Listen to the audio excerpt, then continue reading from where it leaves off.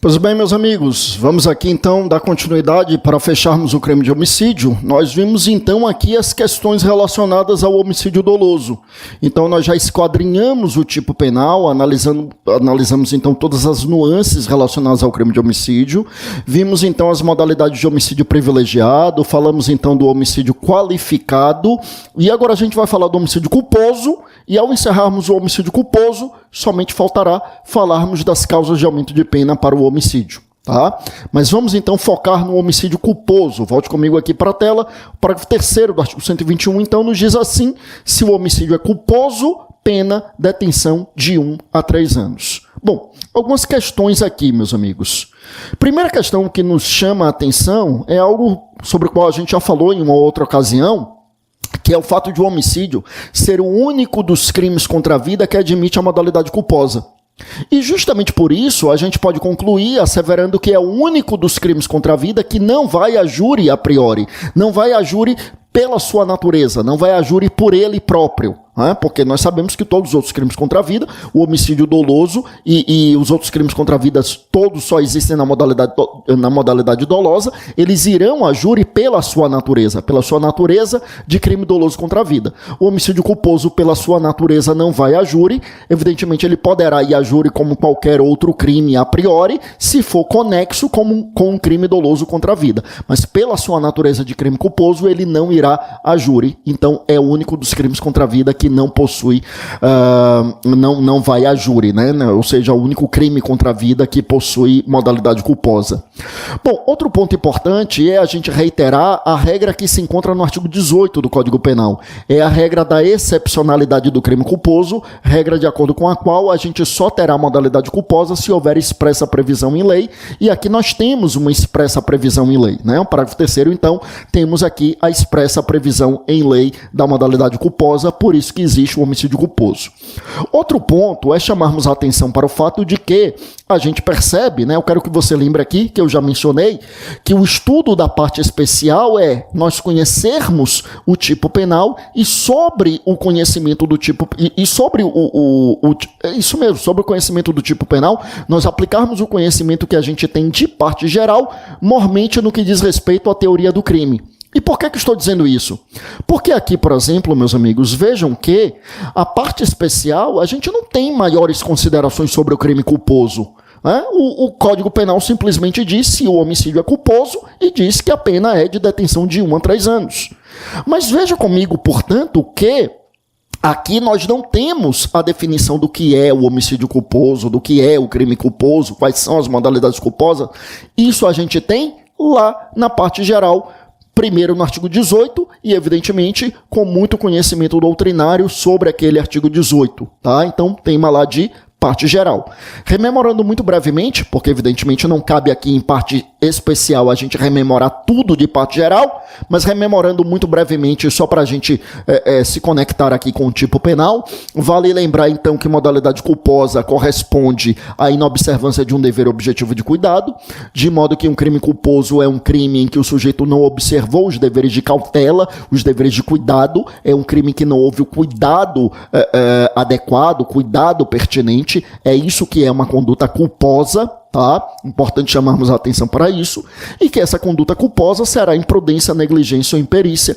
Na imprudência a gente tem uma ação, é o sujeito que faz aquilo que não deveria. Na negligência a gente tem uma omissão, é o sujeito que não faz aquilo que deveria ter feito. E na imprudência pode ser ação ou omissão, mas no exercício de arte, ofício ou profissão. Claro que no estudo da parte geral a gente analisa isso de uma forma muito mais detalhada. Aqui no estudo da parte especial, que nos cabe apenas rememorar isso brevemente para a gente contextualizar aqui o tema. Só que aí eu quero que você lembre outra coisa muito importante. É que nós temos na nossa legislação 2 tipos de crime culposo, de crime de homicídio culposo. Veja comigo que a gente tem aqui o artigo 121, parágrafo 3º do Código Penal, mas nós temos também, meus amigos, o artigo 302 do CTB, o Código de Trânsito Brasileiro. Código de Trânsito Brasileiro, que é a Lei 9.503 de 1997. E eu quero que você lembre que no Código de Trânsito Brasileiro nós não temos previsão de modalidade de crime doloso, de crime de homicídio doloso.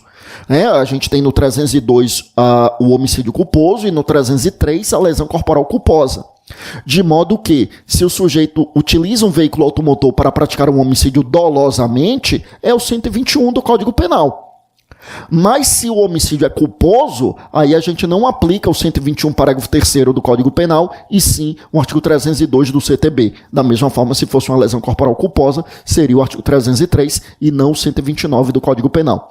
Tá? Então, quando a gente fala aqui, meus amigos, no parágrafo 3º, nós não estamos nos referindo aqui, por exemplo, ao sujeito que atropelou e matou alguém culposamente. Nós estamos nos referindo a outro tipo de homicídio culposo.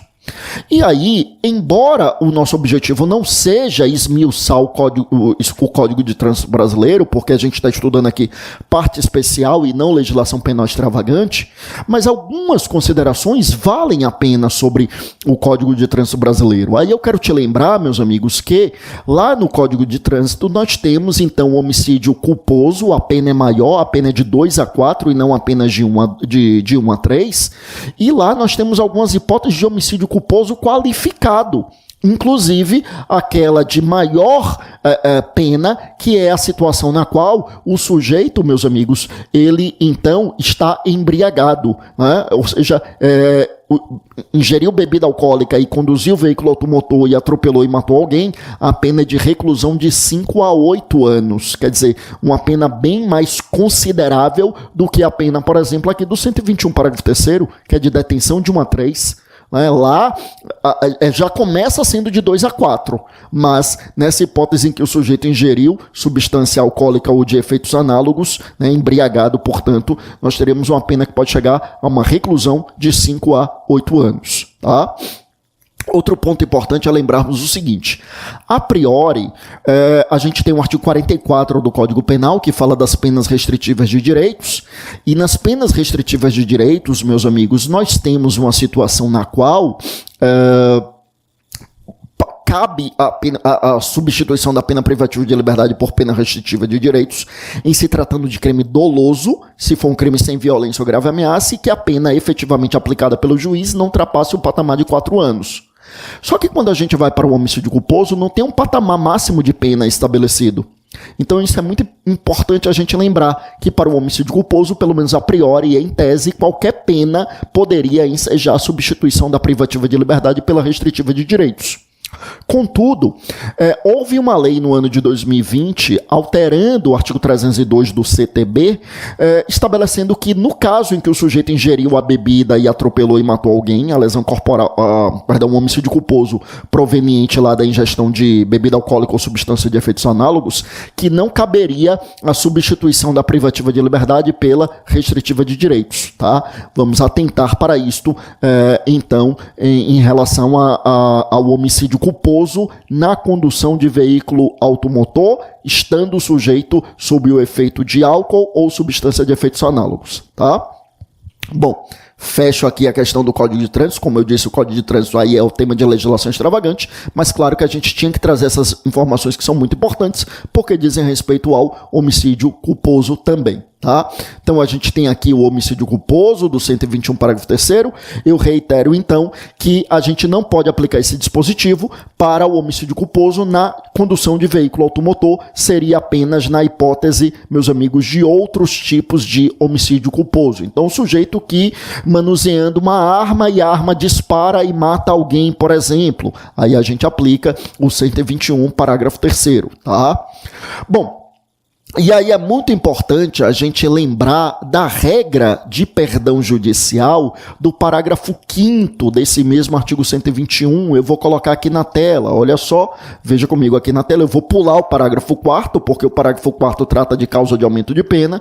Eu vou para o parágrafo 5º, que claro que depois a gente vai voltar para o parágrafo 4º, né? Claro que a gente vai voltar para as hipóteses de causa de aumento de pena, mas por enquanto eu vou falar do parágrafo 5º, que traz então a questão do perdão judicial judicial no homicídio culposo, dizendo assim: na hipótese de homicídio culposo, o juiz poderá deixar de aplicar a pena se as consequências da infração atingirem o próprio agente de forma tão grave que a sanção penal se torne desnecessária.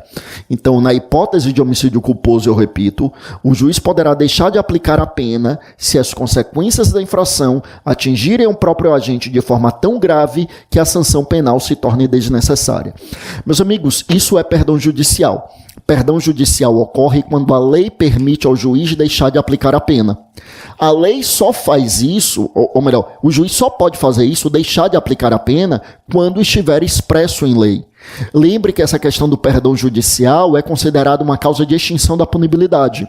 Ou seja, no perdão judicial continua a existir o crime, então eu tenho fato típico, ilicitude e culpabilidade, eu tenho crime, só que é um crime que não se pune, eu não tenho a punibilidade. Então eu não tenho crime, quer dizer, eu não tenho fato típico, eu não tenho ilicitude, eu não tenho culpabilidade, mas, quer dizer, eu tenho fato típico, eu tenho ilicitude, eu tenho culpabilidade, né? Eu tenho crime, perdão, mas eu não tenho a punibilidade. Então eu tenho crime, mas não tenho a punibilidade. É um crime que não se pune. Então, meus amigos, isso acontece quando a lei permite ao juiz fazer isso. Alguns autores entendem que isso seria a concretização do princípio da insignificância imprópria ou princípio da irrelevância penal do fato, também assim chamado. Insignificância imprópria ou irrelevância penal do fato seriam essas situações nas quais a gente tem crime, mas não tem uma pena respectiva. Quer dizer, eu tenho crime, tenho um fato típico, tenho ilicitude, tenho culpabilidade, mas eu não tenho a pena respectiva. Tá? Bom, vamos lá, vamos seguir, meus amigos. Que mais? Aí, então, volte comigo aqui para a tela. Olha só, quando é que cabe esse perdão judicial? Primeiro, chamo sua atenção para o fato de que só cabe o perdão judicial no caso de homicídio culposo. Então, a gente não teria o perdão judicial no homicídio doloso. Outro ponto para o qual eu quero chamar sua atenção é a expressão poderá, é o verbo poder. Lembra que aqui é poder-dever, significando dizer que o juiz ele tem uma ampla margem de liberdade para valorar as circunstâncias fáticas e decidir se naquele caso concreto estão ou não presentes os requisitos que autorizariam o perdão judicial. Mas, uma vez reconhecendo a presença daqueles requisitos, não cabe ao juiz dizer que não vai aplicar o perdão judicial. Uma vez reconhecendo a presença daqueles requisitos, meus amigos, cabe ao juiz efetivamente deixar de aplicar a pena. Então, esse poderá é um poder-dever, tá? Bom, volte comigo aqui para a tela. Que mais? Aí está escrito então aí o seguinte: então, na hipótese de homicídio culposo, o juiz poderá deixar de aplicar a pena se as consequências da infração atingirem o próprio agente de forma tão grave que a sanção penal se torne desnecessária. Veja bem, uma primeira hipótese que nós temos e que nos chama a atenção é realmente, meus amigos, aquela hipótese na qual o exemplo clássico que todo mundo sempre lembra é o exemplo dos pais que culposamente matam o próprio filho. Então, assim, as consequências do crime são tão graves para o agente que não há a menor necessidade de pena. Assim, se ele pudesse voltar no tempo e escolher, você quer uma pena, uma sanção penal, uma pena de prisão ou quer matar culposamente o seu filho, indubitavelmente ele escolheria a pena de prisão. Né? Eu lembro-me, inclusive, de um caso que teve repercussão na imprensa, que o sujeito acabou matando culposamente o próprio filho e o delegado, então, ele lavrou o auto de prisão em flagrante. Lembra que o delegado ele tem um poder dever de deixar de instaurar um inquérito quando o fato é atípico, mas não era o caso. Era um fato típico, ilicitude e culpabilidade. O delegado instaurou um inquérito, lavrou o auto de prisão em flagrante, mas arbitrou fiança. Porque lembra que aqui a pena é de detenção de 1 a 3. E quando a pena máxima do crime não ultrapassa 4, o próprio delegado de polícia pode arbitrar fiança. Se ultrapassar 4 anos, só o juiz, né? Mas até 4 até o delegado. Então o delegado, constatando que era uma hipótese como essa, o delegado viu que ele tinha obrigação de lavrar o auto de prisão em flagrante, a obrigação de instaurar um inquérito policial, mas o delegado viu que era um caso de perdão judicial, mas como o próprio nome indica, é o juiz que cabe deixar de aplicar a pena. Então o delegado lavrou o auto de prisão em flagrante, mas arbitrou a fiança e arbitrou no patamar mínimo de 1 salário mínimo. E o sujeito estava preso na cela, desesperado com o que tinha acontecido com o próprio filho, e ele, assim, num surto, e ele dizia para os familiares que iriam falar com ele que não era para pagar, porque ele queria ficar preso, que ele merecia ficar preso. Então ele estava com um sentimento de culpa tão grande que ele estava querendo se punir pelo acontecido. Veja, para o direito penal, sim, não há menor necessidade de uma pena em uma situação como essa. Só que a gente precisa lembrar, meus amigos, que além dessa situação que é emblemática do sujeito que mata culposamente o próprio filho, nós podemos ter outros tantos casos. Podemos ter a situação em que o sujeito mata culposamente um outro ente por quem tem algum tipo de afetividade, não necessariamente da família, pode ser um amigo muito próximo e tal. Mas é importante a gente perceber que quando, volte comigo aqui para a tela, o parágrafo 5º se refere a essas consequências graves, percebam que as consequências graves não estão necessariamente na pessoa da vítima. Às vezes as consequências graves atingiram diretamente o próprio agente, né? Vamos imaginar uma hipótese em que o sujeito conduz o veículo automotor e ele provoca um acidente de veículo, chocando o seu veículo porque conduzia de forma imprudente. Ele choca o seu veículo com outro veículo e o motorista do outro veículo morre, mas o sujeito que provocou a situação de forma imprudente, ele fica tetraplégico. Perceba, não há a menor necessidade de pena para ele, que já está sofrendo consequências muito graves da sua conduta imprudente. Então, essas consequências graves não dizem respeito apenas ao vínculo do criminoso com a vítima. Às vezes, as consequências graves atingem diretamente o próprio agente e não indiretamente, quando é o caso de ceifar a vida da vítima, tá?